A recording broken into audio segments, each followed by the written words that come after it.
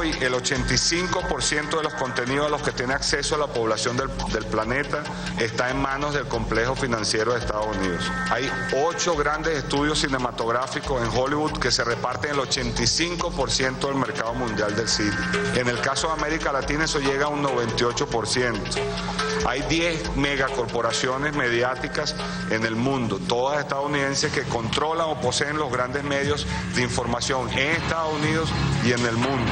Que quienes manejan estos medios adquirieron una importante cuota de poder que no emana de la soberanía popular, sino del dinero, y responde a una intrincada madeja de relaciones entre los medios informativos y de comunicación y las más grandes corporaciones transnacionales estadounidenses, como la controvertida petrolera Halliburton Company del vicepresidente Dick Cheney, el Carlyle Group, que controla el negocio de la familia Bush, la proveedora del Pentágono Lockheed Martin Corporation, Ford Motor Company, Morgan Guaranty Trust Company of New York, y así muchas otras corporaciones. Los dueños de los medios no son independientes de las empresas que los controlan, ellos representan los intereses de esas empresas.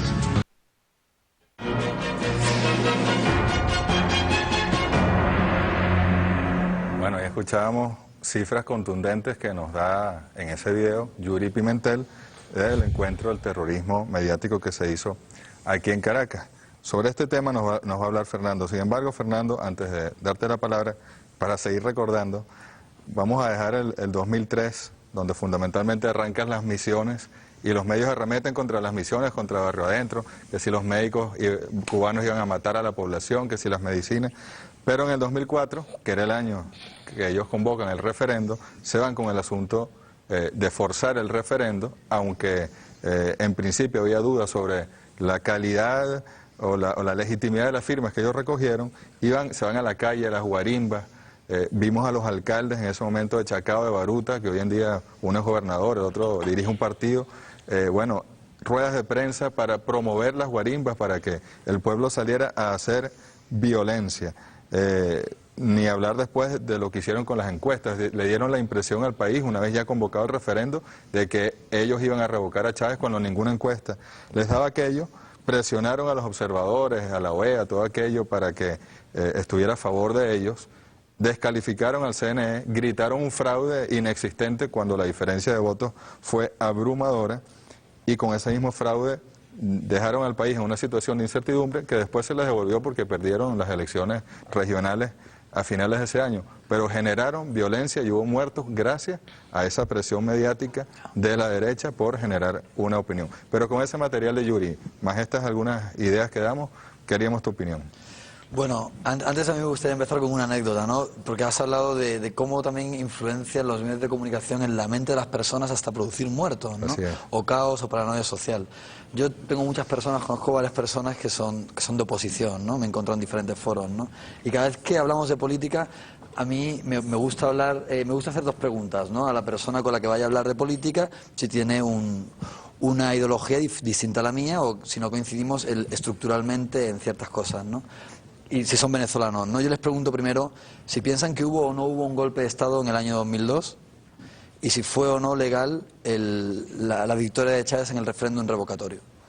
Desgraciadamente, esas son dos premisas que yo utilizo para poder continuar hablando de cualquier cosa, cualquier tema político, porque claro, si no, el problema, si la persona dice que no hubo golpe de Estado o que no hubo, o que no fueron limpias las elecciones o el referéndum revocatorio, es imposible continuar hablando y construyendo nada, porque entonces ya desde el nivel de los conceptos es imposible poder entendernos, ¿no? Porque percibimos la realidad de manera completamente distinta. Y desgraciadamente me cuesta mucho hablar con muchas personas de tinte político, ideológico distinto al mío en Venezuela, porque normalmente piensan que o no hubo golpe de Estado o no fue legítimo el referéndum revocatorio, lo cual es absurdo, ¿no? Porque todos sabemos lo que ocurrió no fue un vacío de poder en el 2002, e incluso instituciones internacionales de muy variada calaña, que incluso adversan a Venezuela cada vez que pueden, ratificaron el resultado, ¿no? Bueno, dicho eso, lo que decía Yuri es el kit de la cuestión, ¿no? ¿Qué ocurre? ¿Por qué hay una adversidad tan brutal por parte de ciertos medios que tienen unos intereses económicos muy claros en que esto no vaya para adelante, en que la revolución bolivariana se hunda? Pues obviamente porque si esto triunfa va a significar cambiar muchas cosas, cambiar las reglas del juego, y cambiar las reglas del juego significa que los que se han beneficiado de una sociedad injusta, llevándose una porción muy grande, siendo una representación muy pequeña de la sociedad, van a tener que dar esos privilegios por terminados, ¿no? Y ese es realmente el quid de la cuestión. Normalmente los medios de comunicación están absolutamente permeados por intereses económicos. El motivo por el que la jornada, el ejemplo de antes, ¿no? Pero hay muchos otros ejemplos que quizás tengamos. La jornada es de México, ¿no? La jornada de México, sí. Pero que hay otros ejemplos, muy pocos, no adversan al gobierno de esa manera, sin que sean chavistas, ¿no? Sin que estén para nada con un interés en que con Chávez o con Venezuela.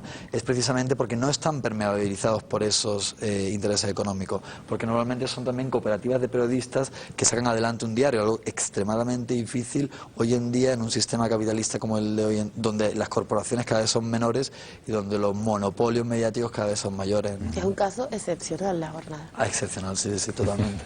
Bueno, nosotros cuando estuvimos trabajando juntos buscamos, porque queríamos hacer el contraste entre lo que son los medios de comunicación que llamábamos empresariales, que son los 23 medios más importantes en Occidente, y buscamos por todos los lugares donde podíamos encontrar medios que no fueran prensa empresarial, sino una prensa independiente, y en todo el mundo encontramos 5.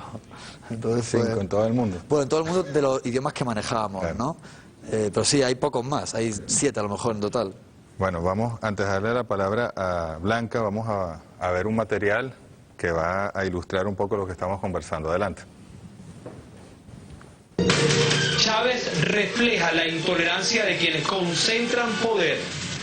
No ha mejorado libertad de prensa. Pantalla, la CIP condena la postura agresiva. La violencia simbólica es sencillamente la capacidad que tienen los grandes medios, es decir, los grandes y poquísimos propietarios de los medios, de establecer el calendario social, ¿no? Nosotros no somos golpistas, no somos terroristas, no somos palangristas. Lo que sí somos periodistas. ¿Será que acaso somos los medios de comunicación los que estamos organizando las protestas en Venezuela? Terrorismo mediático es manipulación, es desinformación, es mentira lisa y llana. Quizás a nosotros nos acusan también porque somos los que transmitimos más las aventuras del señor presidente o la lengua que camina por la América Latina.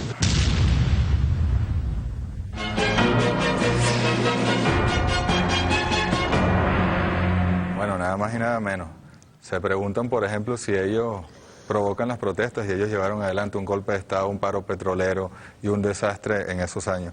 Y luego este señor de Globovisión, en ese momento era un director de Globovisión, bueno, abiertamente hablando, precisamente esta semana se aprobó una ley para impedir que los dueños de los bancos tengan a su vez medios de comunicación, porque evidentemente se utilizó ese medio de comunicación para fortalecer un banco que estaba prácticamente quebrado desde el año 94 y que no pudo superar estos años por el mal manejo, la mala gerencia, por el engaño, por el uso de los dineros de los ahorristas para fines personales, familiares y empresariales, y utilizaron a Globovisión para defender un banco que fue el Federal, que quebró y que hoy en día el gobierno, el Estado, la revolución, está saliendo adelante a pagarle con los recursos del Estado a esos ahorristas que fueron estafados y timados por los dueños del Federal, que son los mismos de Globovisión. Blanca. Ahí a confesión de parte, relevo de pruebas. Todos recordamos el día 12 cuando ellos se felicitaban. Gracias Globovisión, gracias Radio Caracas, gracias Venevisión, gracias. Todos se dieron las gracias por el golpe. Asumieron, pero abiertamente, que fueron los artífices. Pero además luego tenemos en estas declaraciones de Otto Neustadt como ellos, antes de los sucesos, de las muertes que los francotiradores provocaron para tener efectivamente montado el show, pero con sangre real, lo grabaron antes en casa, igual de gente de los medios, dijeron todo, ensayar, les dio tiempo de ensayar, de hacer 2 ediciones de la cosa. Sí, es una cosa dantesca, impresionante. Nosotros hemos vivido esto y hay un caso que a veces no lo sacamos no hacemos mención de él y deberíamos hacerlo de manera más permanente, y es la muerte, el asesinato de Danilo Anderson. Antes de asesinar a Danilo, ellos habían hecho toda una campaña feroz contra Danilo Anderson, una campaña sin límites. Agarraron a un fiscal de un poder del Estado venezolano que estaba cumpliendo con su labor, lo convirtieron en alguien al que criminalizaron, al que a través de una campaña podían justificar cualquier ataque, lo sometieron al escarnio, al desprecio de esos sectores, y luego actuaron y lo asesinaron. Luego del asesinato continúan ante lo que es una cosa que en cualquier lugar del mundo, que un fiscal por abrir investigaciones que tenían que ver con el golpe de Estado, donde ellos habían sido los artífices, habría sido una cosa terrible, donde deberían estar un gentío preso. Entonces además acusan nuevamente al fiscal e inventan otra olla mediática para que ni siquiera después de muerto alguien pudiera reivindicar el nombre de Danilo Anderson. Era lo mismo con los dedentados, salvajes, chavistas, de los círculos del terror, que no merecen absolutamente nada. Es tan terrible el tratamiento que hicieron con Danilo, que además agarraron las fotos de la camioneta estallada con los restos de Danilo para banalizar la muerte al extremo. En el nuevo país salió. Eso es un triple asesinato, es una cosa terrible. Antes de asesinarlo ya habían hecho una muerte pública, justificado su muerte. Luego lo matan y luego además reivindican que debe estar muerto. Es una cosa terrible. Pero recuerdo una frase de un compañero que viene del movimiento de cineclubes, como muchos de los que venimos de los medios comunitarios. Él es Luis Mercado, de Tacagua Vieja. Luis Mercado me decía en estos días, en los días previos al golpe de Estado, cuando hicieron el paro, que fue que el 10 lo levantaron, él fue a Chuao, cuando estaban ahí las defensas por los espacios de la petrolera. Entonces él se va con un grupo de patriotas a defender, porque en ese momento estaban atacando. Y él dice, yo no entendí, porque yo estoy creyendo que era dentro de las reglas del juego normal. Vamos a protestar, protesta tú, protesto yo. Y de repente llegan unos tipos, pero armados, eran unos carrizos grandísimos. Y el negro, Luis Mercado es un negro grande, pero él dice, lo que vino eran todos jugadores de rugby, yo no sé dónde lo sacaron. Con tal odio que él dice, yo empecé a correr y a correr y a correr y no podía parar de correr. Cuando llegué a Chacaíto, más o menos pensé que podía detenerme. Y me dice, ¿sabes por qué?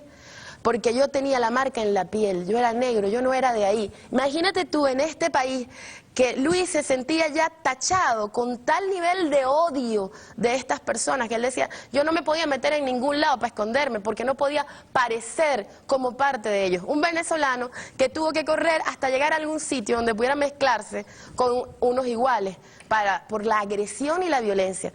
Eso, que aunque tiene una historia de la invasión, de la colonización, realmente la exacerbaron, esa semilla la cultivaron y la convirtieron en un monstruo los medios de comunicación. Así es, así es.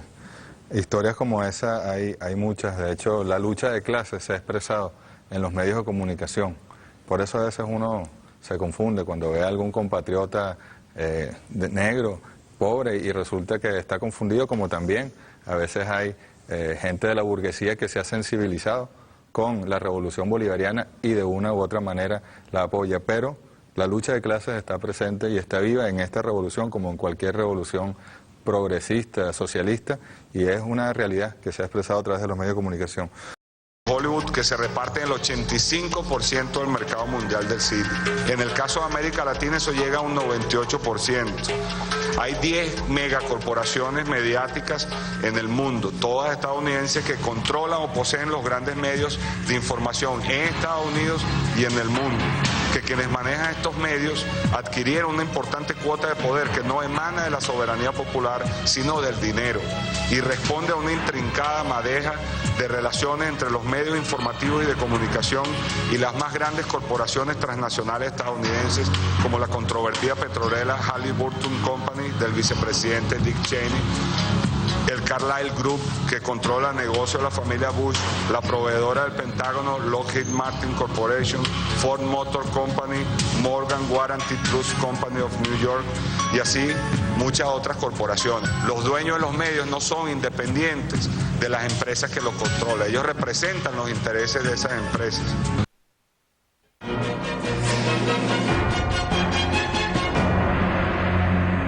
Bueno, ya escuchábamos cifras contundentes que nos da en ese video Yuri Pimentel del encuentro del terrorismo mediático que se hizo aquí en Caracas.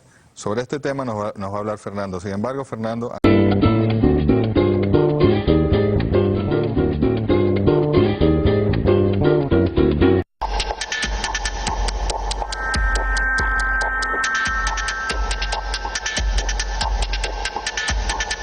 Hoy el 85% de los contenidos a los que tiene acceso la población del planeta está en manos del complejo financiero de Estados Unidos. Hay 8 grandes estudios cinematográficos. Antes de darte la palabra, para seguir recordando, vamos a dejar el 2003, donde fundamentalmente arrancan las misiones y los medios arremeten contra las misiones, contra Barrio Adentro, que si los médicos cubanos iban a matar a la población, que si las medicinas. Pero en el 2004, que era el año que ellos convocan el referendo, se van con el asunto de forzar el referendo, aunque en principio había dudas sobre la calidad